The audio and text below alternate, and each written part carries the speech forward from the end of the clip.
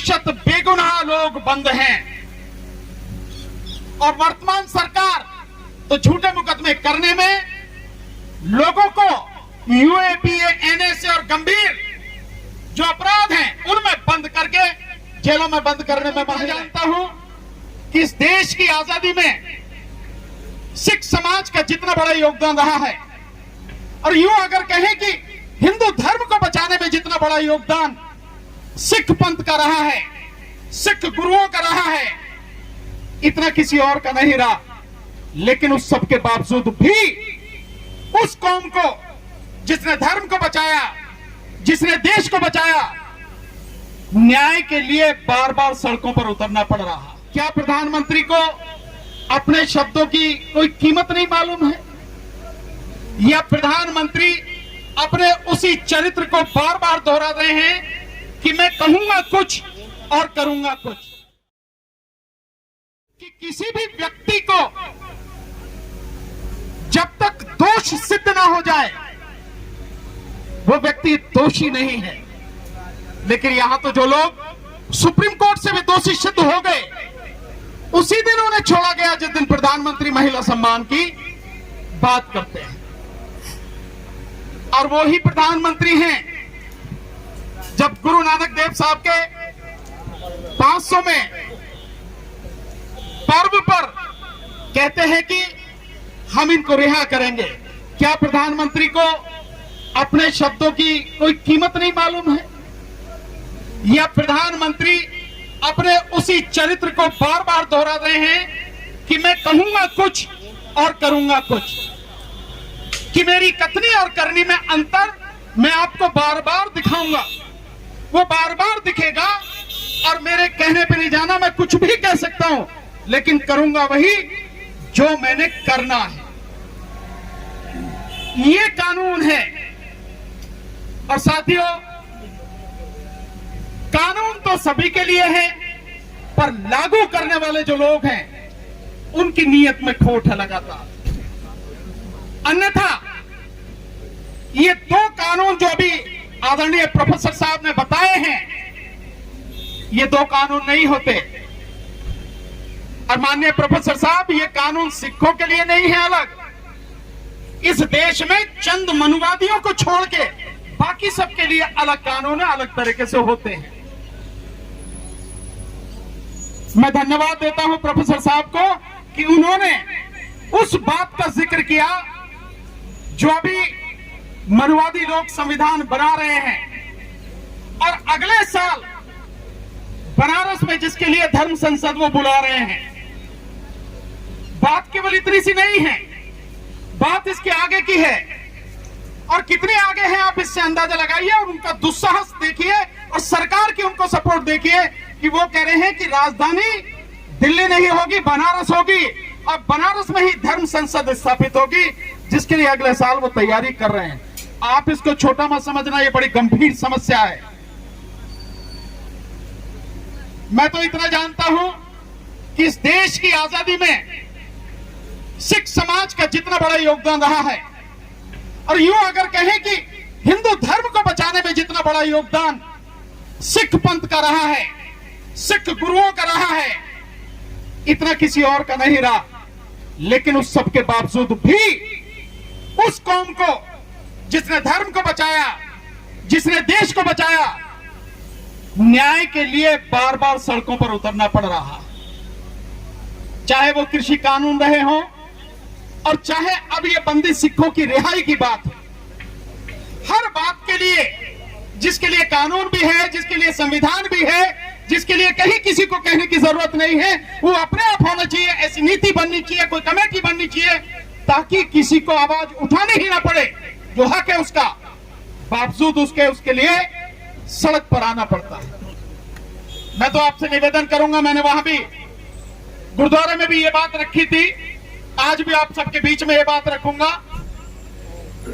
आज बेशक हम अपना ये जो आंदोलन है हम आज स्थगित कर रहे हैं, लेकिन इसके बाद इस आंदोलन को और आगे तक हमें बढ़ाना होगा। जैसे गुरुद्वारा सिंह सभा के साथी कह के गए कि ये बात कि बंदी सिख कौन है। मैं समझता हूं एक पेज पर या दो पेज पर उनके विषय में सारी चीजें, सारी जानकारी लिखकर सब लोगों को बताई जानी चाहिए, ताकि किसी के मन में कोई शंका न रहे कि ये लड़ाई क्या है। और इसके साथ साथ वहां भी कहा था, फिर यहां कह रहा हूं कि इसके साथ आप ये भी जोड़िए कि केवल नौज सिंह ही नहीं, बंदी सिंह ही नहीं, बल्कि इस देश में हर वो व्यक्ति जिसकी कोई सुनने वाला नहीं है, जिसकी कोई आवाज उठाने वाला नहीं है, जिनके जो मुकदमे हैं उन मुकदमों में जो सजा है वो सजा भी पूरी हो चुकी, बावजूद उसके वो जेलों में पड़े हैं, उन सभी को रिहा किया जाए, तभी न्याय होगा। और हालात को देखकर ये लगता है, मुझे कहने में भी कोई झिझक नहीं है कि आज की तारीख में अगर इस देश में कोई आंदोलन कर सकता है या कोई लड़ाई लड़ सकता है, संघर्ष लड़ सकता है और उस संघर्ष को अंजाम तक पहुंचा सकता है, तो सिख समाज के अलावा कोई नहीं है। आप खड़े होंगे तो बाकी लोग साथ जरूर देंगे, मुझे इसका विश्वास है, लेकिन पहल आप ही को करनी पड़ेगी। सत श्री अकाल।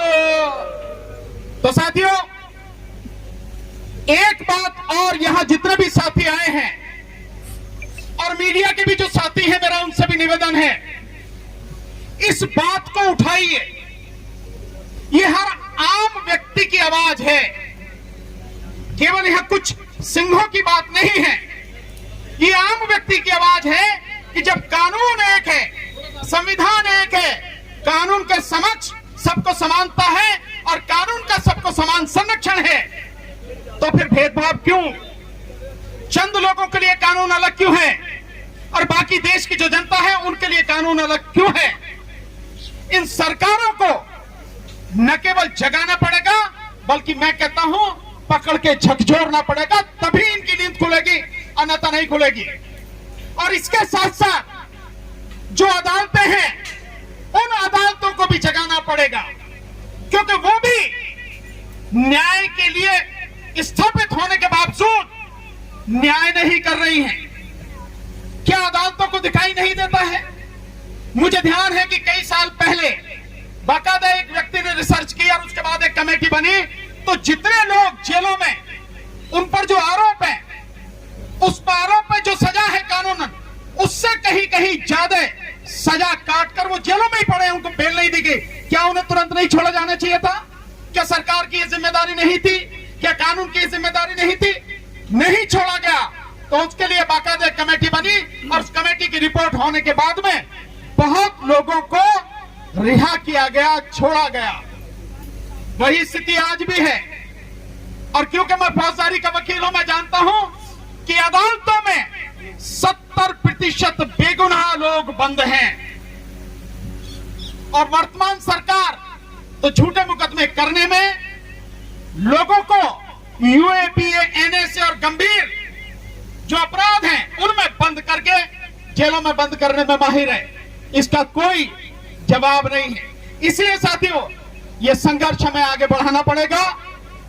ये जो आज जैसा अभी बताया गया है, भाई जगतार सिंह हवारा साहब, जिनको 10 लाख लोगों ने जत्थेदार नियुक्त किया, ऐसा व्यक्ति निश्चित रूप से सरकार डरी हुई है अंदर से, सरकार कांप रही है अंदर से, क्योंकि अगर ऐसा इंसान बाहर आ गया तो उसके साथ में जब सारा समाज खड़ा हो जाएगा तो जो सरकारें आज हैं वो सब पलट जाएंगी। ये राजनीतिक बदलाव होगा, इसीलिए वो बाहर नहीं आने दे रहे हैं।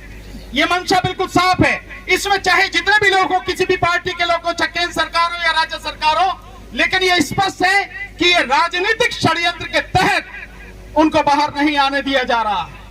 मैं समझता हूं आपकी और हमारी सबकी आवाज मिलकर अदालतों के कानों तक भी पहुंचेगी, हाई कोर्ट और सुप्रीम कोर्ट तक भी पहुंचेगी और राज्य सरकार और केंद्र सरकारों तक भी पहुंचेगी, और पहुंचनी ही चाहिए। और मैं मानता हूं कि आपको और हमको अपनी आवाज को इतना बढ़ाना, इतना बुलंद करना, अपने आंदोलन को इतना विशाल करना है ताकि सरकार न केवल बात सुने बल्कि बात मानने पर मजबूर हो, और हमारे जो साथी हैं वो बाहर आकर हमारे बीच हो और हमें दिशा निर्देश दें ताकि इस देश में जो गंदगी फैली है उसको साफ किया जा सके। बहुत बहुत शुक्रिया, आपने मुझे समय दिया। हमारे बीच हमारे भाई महमूद पराचा जी जो सुप्रीम कोर्ट के जाने माने एडवोकेट हैं, वो आ चुके हैं। हमारे साथ हमारी साथी डॉक्टर रितु सिंह जो दिल्ली यूनिवर्सिटी में प्रोफेसर रही हैं, वो भी आ चुकी हैं। हम लोग हमेशा साथ रहे हैं, इसमें कहने की कोई जरूरत नहीं है। जहां भी अन्याय होगा, जहां भी अत्याचार होगा और अन्याय और अत्याचार के खिलाफ जब भी और जहां भी आवाज उठेगी, हम खड़े मिलेंगे, साथ मिलेंगे, कंधे से कंधा मिलाकर, कदम से कदम मिलाकर साथ चलेंगे। साथियों, मुझे अभी निकलना होगा, जरा कोर्ट पहुंचना है, तो आप मुझे क्षमा कर सकेंगे, इसलिए आपसे आज्ञा लेते हुए आखिर में फतेह बुलाएंगे। वाहे गुरु जी दा खालसा, वाहे गुरु जी दी फतेह।